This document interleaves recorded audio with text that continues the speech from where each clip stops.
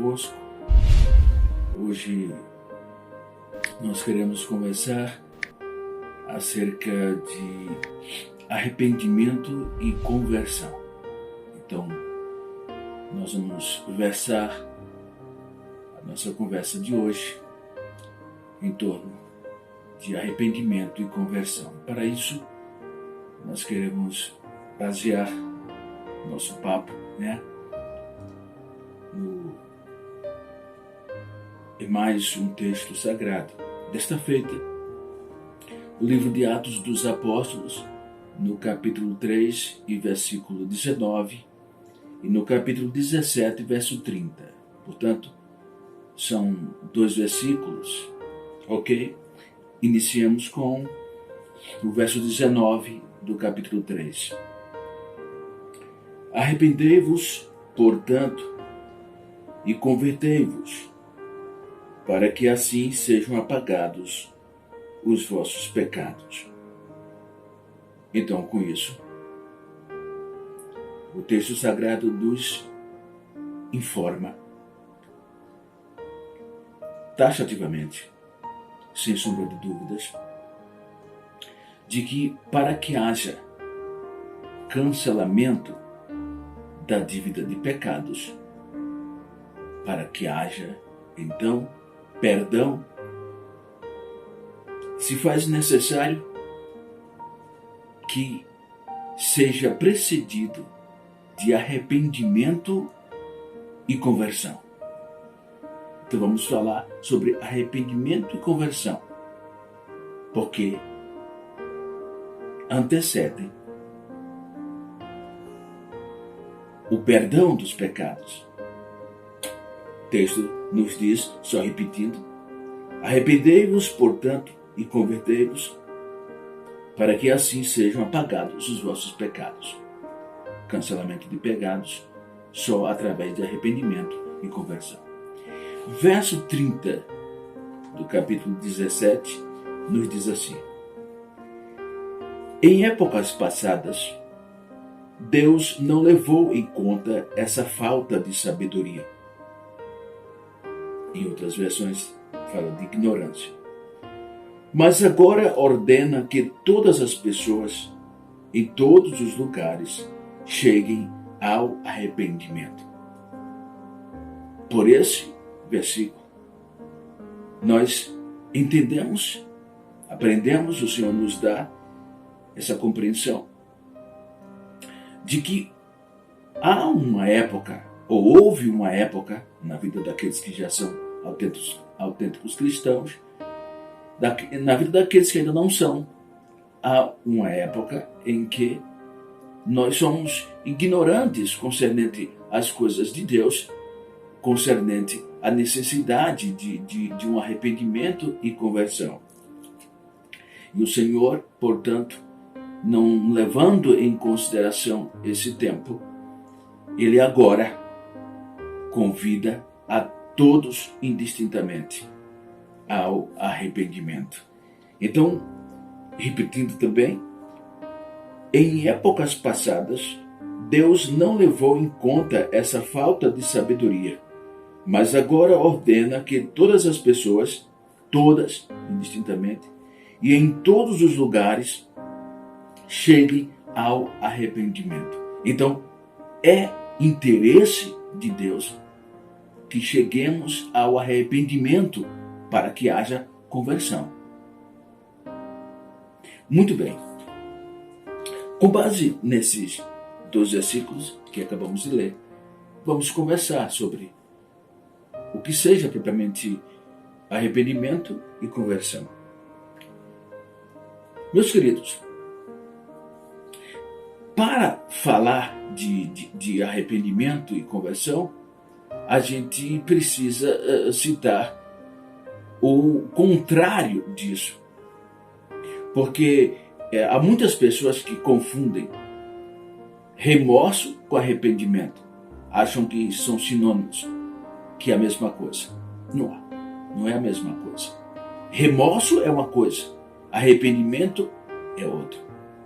O que vem a ser remorso? Remorso é um pesar momentâneo por algo que se faz ou por um estilo de vida que se tem, que é contrário, que a própria pessoa sabe no seu íntimo, conscientemente, de que é um erro, é um engano, algo que não deveria ser praticado. Mas, como dissemos, isso é momentâneo, é uma coisa temporária. Porque no outro dia, ou talvez no mesmo dia, a pessoa pode voltar a fazer aquela mesma coisa, ou algo pior. Isso é remorso. E o que é arrependimento? Bom, arrependimento é quando a pessoa ela tem consciência de que aquilo que ela faz, ou aquele estilo de vida que ela tem, foge, contraria os propósitos de Deus para a existência humana. E essa pessoa, então, ela tem o desejo ardente e sincero no seu íntimo de não proceder mais daquela forma, de abandonar aquela prática. Então, arrependimento é desistir de fazer ou de proceder da mesma forma que comumente se pratica, se faz. É abandonar tal prática. Isso é arrependimento. Esse desejo sincero de abandonar uma prática errônea, contrária à vontade de Deus. Bom, então uma pessoa que realmente atingiu esse estágio de arrependimento, ela tem o desejo sincero de mudar de vida. Ela quer, ela deseja, ela busca essa mudança, essa transformação. Porque, meus amados, arrependimento não é coisa do ser humano. O arrependimento, quem produz em nós é o Espírito Santo. O ser humano que tem um coração bom, que tem uma inclinação à justiça, à verdade, pode simplesmente, por conta própria, alcançar esse momento, esse estágio de remorso. Uma pessoa, para sentir remorso, para sofrer remorso, ela não precisa da atuação direta do Espírito Santo. Basta que ela tenha um coração bom, seja inclinada à verdade. Mas para haver arrependimento, se faz necessária a atuação, a ação direta do Espírito Santo na vida do ser humano. O texto sagrado está cheio disso, de exemplos como esse.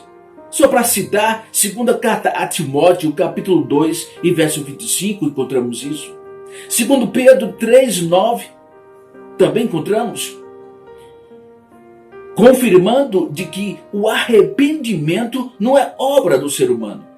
O arrependimento é obra do Espírito Santo, é o trabalhar do Espírito Santo na vida do homem. Logicamente, como sempre, se esse ser humano se predispõe a permitir que o Espírito Santo tenha liberdade de ação em sua vida. Porque é o Espírito de Deus que opera as mudanças e transformações que tanto o ser humano necessita e carece. Então o apóstolo Pedro diz, Atos 3:19, arrependei-vos e convertei-vos, para que sejam cancelados os vossos pecados. Então, após o arrependimento, vem a conversão. E o que seria conversão? Conversão é transportar-se de um estilo de vida comum, natural, habitual, para um estilo de vida novo, diferente em Jesus Cristo. Isso é conversão. É abandonar aquela prática pecaminosa, aquele estilo de vida pecaminoso por um estilo de vida novo, diferente em Jesus Cristo. Isso é conversão. Então a pessoa, ela se converte quando ela então busca, depois de arrependida, busca abraçar um novo estilo de vida, novas atitudes comportamentais, agora de acordo com os princípios do Evangelho. Isso é conversão. Isso é obra do Espírito Santo na vida do ser humano. Ora, para que haja essa conversão, se faz necessário esse abandono do estilo de vida anterior. E nenhum ser humano consegue isso por conta própria. Somente pela ação do Espírito, pelo operar do Cristo, o Cristo vivo e ressurreto em sua vida. Encontramos isso no Evangelho de Jesus Cristo, segundo João, no capítulo 8, verso 36. Está lá escrito: se, pois, o Filho vos libertar, verdadeiramente sereis livres. Então, liberdade só Jesus pode operar, pode conceder ao ser humano. Se, pois, o Filho vos libertar, sereis livres de verdade. Então, a libertação do estilo de vida errado, do estilo de vida pecaminoso, para um novo estilo de vida em Jesus, é o Senhor Jesus que opera. Logicamente, repetindo, se o ser humano se permitir a isso. Na primeira carta universal de João, também, do apóstolo João, 1 João, portanto, 1:9, diz, confirma que essa libertação é somente através do Senhor Jesus Cristo. Se confessarmos os nossos pecados, Ele é fiel e justo para nos perdoar os pecados e nos purificar de toda a injustiça. Está lá, confira. O Senhor Jesus está pronto, disposto a cancelar as nossas dívidas de pecados, a nos purificar de uma consciência suja, pesada, por conta dos pecados. Ele está pronto, disposto a realizar isso em minha vida, em sua vida, em nossa vida, na vida de todo ser humano. Se nós confessarmos os nossos pecados a Ele. Mas, meus queridos, como é que alguém pode confessar um pecado se não tem consciência de que aquilo que praticou, ou aquele estilo de vida que exerce, é pecaminoso? Para se confessar pecados, é preciso que se tenha consciência do pecado. E tendo consciência do pecado, se arrependa. Confesse ao Senhor para obter a verdadeira liberdade e transformação. Mas como alguém pode fazer isso se não tem nem consciência de que o que faz é pecado? Por exemplo, eu vou citar duas áreas que são verdadeiros calcanhares de Aquiles na vida do ser humano. A infidelidade conjugal e os atos de corrupção, de enriquecimento ilícito. Veja, o homem tem a seguinte desculpa para ser infiel. Quando ele realmente não tem consciência que a sua prática é pecaminosa, ele prepara a sua consciência, sua mente, o seu coração, da seguinte forma: eu nasci com essa tendência. Eu nasci com esses apetites, com esses desejos sexuais, com essas pulsões, elas estão em mim. Então elas são naturais. Foi Deus que me deu. Foi Deus que me fez assim. Então, onde está o pecado em eu apenas exercitar aquilo que está em mim de forma natural? Isso o homem diz, alegando, dando a desculpa do porquê que ele é infiel. Porque é um instinto natural do homem. Mas não é só o homem. Tem as mulheres também. Aquelas mulheres sexualmente ativas. Elas têm as desculpas delas também. Semelhante ao próprio homem. Bom, é natural, eu sou assim. Eu não consigo me satisfazer com um homem só. Eu tenho que ter vários relacionamentos. Eu tenho esse apetite, esse algo que está aflora em mim, está em mim, é natural do meu ser. Onde está o pecado nisso? Outras, para tentar justificar a ação de fidelidade dos maridos. Não. Eu apenas estou retribuindo a ele com a mesma moeda. Ele me trai, eu traio ele. Qual o problema nisso? E quando as pessoas se mantiverem nessa condição, elas nunca reconhecerão que o estilo de vida, que a prática é pecaminosa. E se a pessoa não reconhece que é pecaminosa, como é que ela pode se arrepender de algo que ela não considera um pecado? Entende? E então atrofia tudo. Ou seja, não estabelece o processo. Arrependei-vos e convertei-vos, para que sejam cancelados os vossos pecados. Se confessarmos nossos pecados, Ele é fiel e justo para nos perdoar os pecados e nos purificar de toda a injustiça. Nem entra nesse processo. Porque a pessoa não reconhece que a prática que tem é pecaminosa, é reprovável aos olhos do Senhor. Entende? Então fica nisso.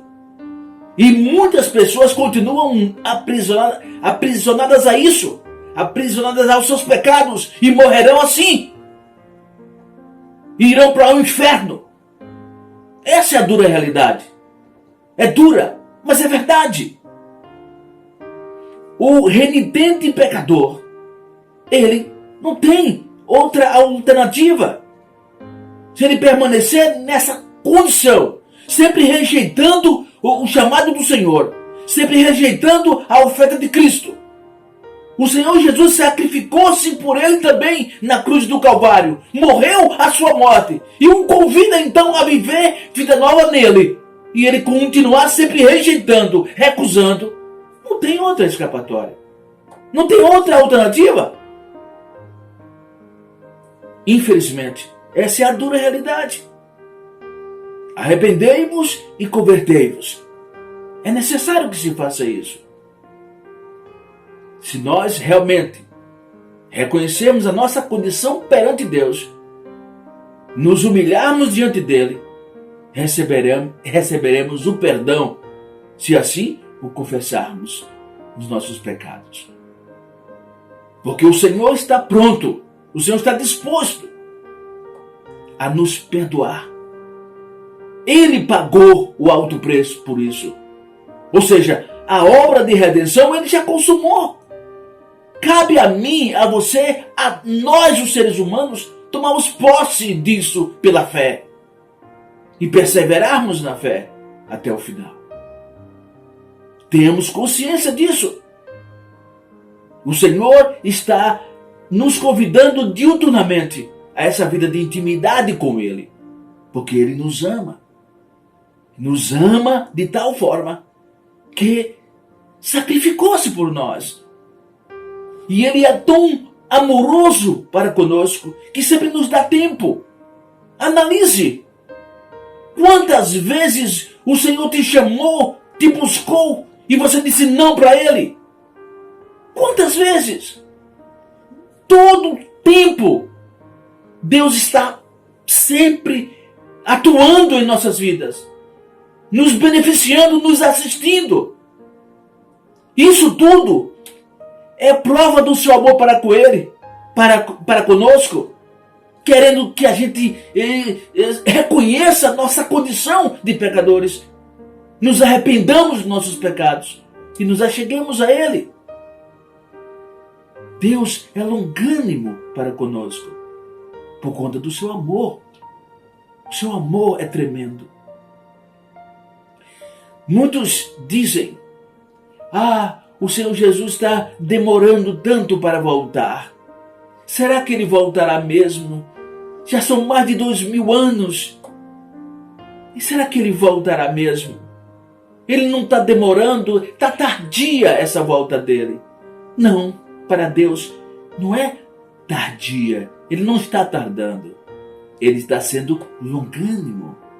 Ele está dando tempo para que nós possamos nos achegarmos a Ele. São oportunidades. É mais tempo que o ser humano recebe do Senhor para poder se reconciliar com Ele. Porque no dia do julgamento do Senhor, ninguém será tido como inocente. Ninguém. Prestaremos contas a Deus. E ninguém poderá dizer: Senhor, eu nunca ouvi. Senhor, eu nunca fui chamado. Senhor, eu nunca ouvi falar do teu amor, do teu sacrifício. Senhor, eu não sabia. Ninguém poderá dizer isso. Refletemos sobre isso. E vamos nos achegarmos mais a Deus. Termos mais comunhão com o Senhor. Arrependei-vos e convertei-vos, para que sejam cancelados os vossos pecados. Para haver cancelamento de pecados, precisa haver arrependimento e conversão. Eterno Deus, nosso soberano Pai, ninguém melhor que o Senhor, que conhece o íntimo do nosso ser. Antes mesmo que qualquer palavra esteja em nossos lábios, o Senhor já teve conhecimento antecipado de todas elas. O Senhor conhece as intenções de nossos corações, nossos desejos e inclinações. Sabes que somos frágeis, sabes de que espírito somos. Portanto, nós pedimos ao Senhor que use sempre de compaixão e de misericórdia para com todos nós. Que estejas trabalhando em nossos corações, nos quebrantando, nos ajudando, nos dando o arrependimento e a fé salvífica. Ó Deus, que o Senhor esteja tratando com cada um de nós, nos esclarecendo, nos dando o entendimento da Tua palavra. Que estejas, ó Deus, ajudando-nos a nos permitirmos sermos lapidados pela palavra do Senhor, a nos tornarmos não meros ouvintes da Tua palavra, mas praticantes da palavra do Senhor. O Senhor nos diz que se nós Te amamos, guardamos os Teus mandamentos. Se cremos no Senhor, vivemos a Tua palavra. É o que o Senhor nos diz. Então, Senhor, que nós possamos sim crermos no Senhor plenamente e amarmos ao Senhor acima de tudo e demonstrarmos isso pela vivência da Tua palavra, pela vivência do Evangelho de Cristo Jesus, nosso Senhor, pela observância dos Teus mandamentos. Nós Te rogamos, porque nós sabemos que de nós mesmos nada podemos. Como o Senhor mesmo nos diz: sem mim nada podeis fazer. Te pedimos em o nome de Jesus, e é no nome soberano de Jesus que nós Te agradecemos por tudo, Deus vivo, soberano e eterno. Espero, meus amados, que essa nossa mensagem seja muito útil a todos. E até o nosso próximo encontro, se assim o nosso Deus nos conceder.